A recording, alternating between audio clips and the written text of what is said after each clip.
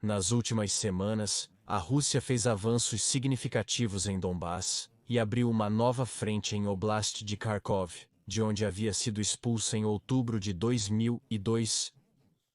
Enquanto isso, o governo ucraniano enfrenta sérias dificuldades após ter gasto uma grande quantidade de recursos em sua contraofensiva fracassada, enquanto o apoio armamentístico, econômico e logístico de seus aliados parece insuficiente. Neste contexto, muitos especialistas consideram que a vitória russa é iminente e que é apenas uma questão de tempo para que a Ucrânia se renda. Quanto mais tarde fizer isso, mais complicada será a negociação para a paz, ou seja, perderá mais território. No Kremlin, isso está muito claro. Então, o vice-presidente do Conselho de Segurança da Rússia, Dmitry Medvedev, apresentou um mapa de uma possível divisão da Ucrânia, que inclui uma solução para satisfazer os aliados europeus. Por isso, hoje nos fazemos a pergunta: e se a Ucrânia for dividida? Está interessado? Então fique até o final do vídeo.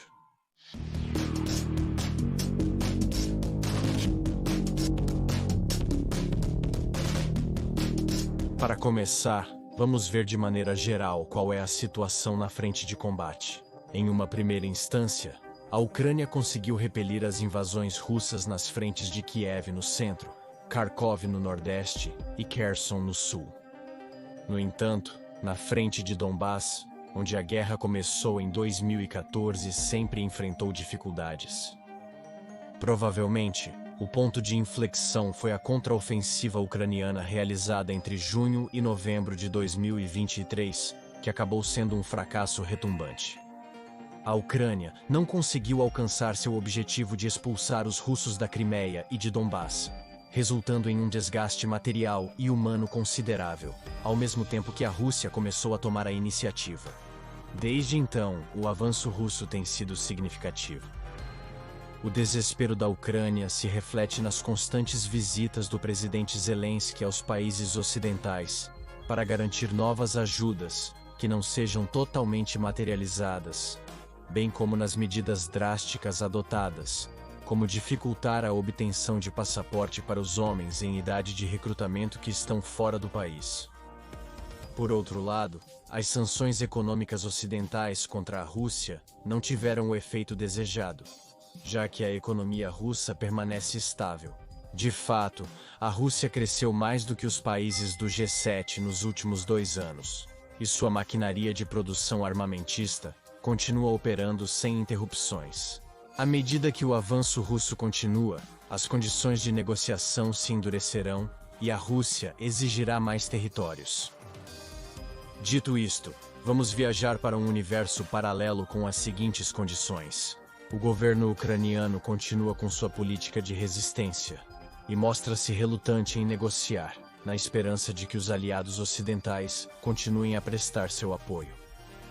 No entanto, a maioria dos países europeus, ao ver suas economias enfraquecidas, opta por reduzir esse apoio militar com o qual nunca cumpriram plenamente suas promessas. O ponto de inflexão chega em novembro de 2004, quando Donald Trump é eleito presidente dos Estados Unidos. Com sua política de menor interesse para a Europa e Rússia, dada sua fixação com a China opta por reduzir o apoio à Ucrânia. Como a maior parte do apoio vinha de Washington, isso se torna crítico. A ofensiva russa avança por todo o sul da Ucrânia, enquanto bombardeios esporádicos ocorrem na capital Kiev. Neste contexto, a popularidade de Zelensky continua a diminuir, atingindo níveis historicamente baixos. Sua recusa em realizar as eleições que deveriam ter ocorrido em 2004 faz com que ele seja percebido como um líder autoritário. Como resultado, os ucranianos se levantam em manifestações exigindo sua renúncia. Finalmente, cedem à pressão e aceitam a rendição no início de 2005, momento em que a Rússia já ocupou completamente o sul da Ucrânia. Quanto aos aliados ocidentais, eles estão cientes de que a situação não é sustentável para continuar apoiando Kiev, então decidem tomar a iniciativa e iniciar negociações com a Rússia. Após discussões internas, chega-se à conclusão de que a melhor opção é aquela que o ministro Medvedev mencionou em seu momento: a divisão da Ucrânia entre a Rússia e os países europeus vizinhos. Esta decisão é baseada em razões históricas e etnográficas que examinaremos a seguir, além de considerar a falta de recursos econômicos por parte do governo de Kiev para sustentar a população ucraniana, exausta após tanto tempo em guerra. Deste modo, os territórios ocidentais da Ucrânia seriam incorporados à Organização do Tratado do Atlântico Norte e à União Europeia, o que garantiria sua segurança, enquanto a Rússia consolida seu controle sobre o Mar Negro. O que atualmente conhecemos como Ucrânia seria reduzido à capital Kiev, Kivogrado e às zonas ocidentais dos oblasts de Cherkasy e Dnipropetrovsk, localizadas a oeste do rio Dnieper. As condições para que a Ucrânia possa se manter como um estado independente com esse território reduzido implicam na renúncia do governo de Zelensky e na formação de um novo que assegure sua neutralidade. Isso significa que não se comprometeria a se juntar nem à Organização do Tratado do Atlântico Norte, nem à União Europeia, tornando-se assim um estado tampão. Além disso, para sua reconstrução, receberia apoio tanto do Ocidente quanto da Rússia. Quanto à grande potência vencedora, consolidaria seu controle sobre a Crimeia e os territórios que já considerava como próprios, desde o referendo de 2002 especificamente, os oblasts de Donetsk, Lugansk, Zaporizhia e Kherson. Os oblasts de Mykolaiv e Odessa seriam cedidos à Rússia, o que lhe permitiria assegurar o controle sobre o Mar Negro e estabelecer uma continuidade territorial em direção à região separatista da Moldávia de Transnistria.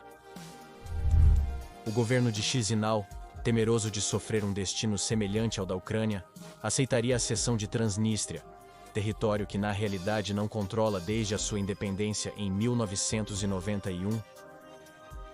Os territórios a leste do rio Dnieper, incluindo a totalidade dos oblasts de Chernihiv, Sumy, Poltava e Kharkiv, bem como parte de Cherkasy e Dnipropetrovsk, formariam um novo oblast com capital em Kharkiv. Este seria administrado pela Rússia durante cerca de 20 anos, após os quais seria realizado um referendo sobre sua pertença, do qual todos nós já sabemos o resultado antecipadamente.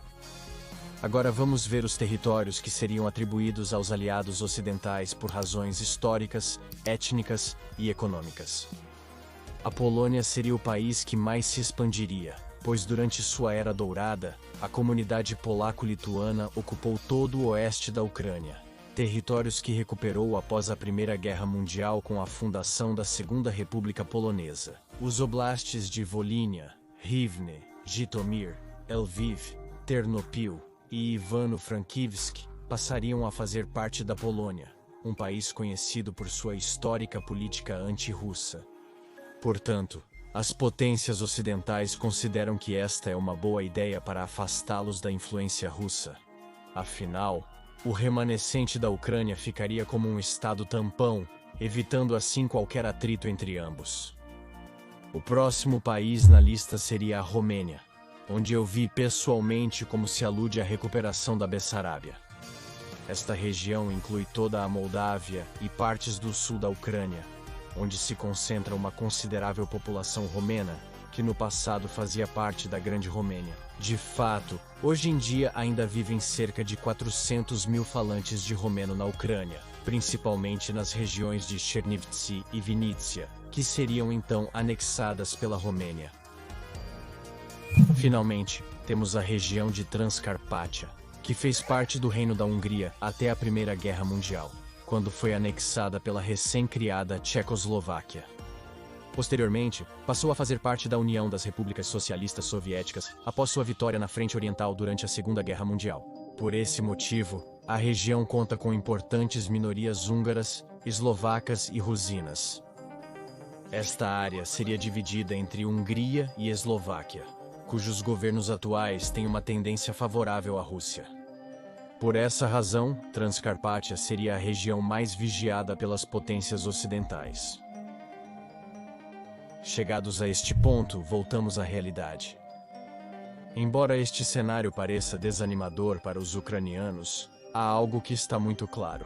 Ambas as partes não estão dispostas a negociar. A Rússia está na liderança, e à medida que avança, as imposições sobre a Ucrânia se tornarão mais severas, enquanto o país sofre cada vez mais os efeitos devastadores da guerra. A ameaça à sua existência como nação é evidente, e este é apenas um dos possíveis resultados que poderiam surgir no final do conflito. Quais outros cenários acredita que possam surgir? Não se esqueça de deixar seu comentário e de se inscrever no canal. Além disso, deixo na descrição as minhas redes sociais, e caso queira ver os novos vídeos em pré-estreia e ter uma maior interação comigo, suas doações no Patreon, unermanito.net ou membros do canal são bem-vindas. Até a próxima!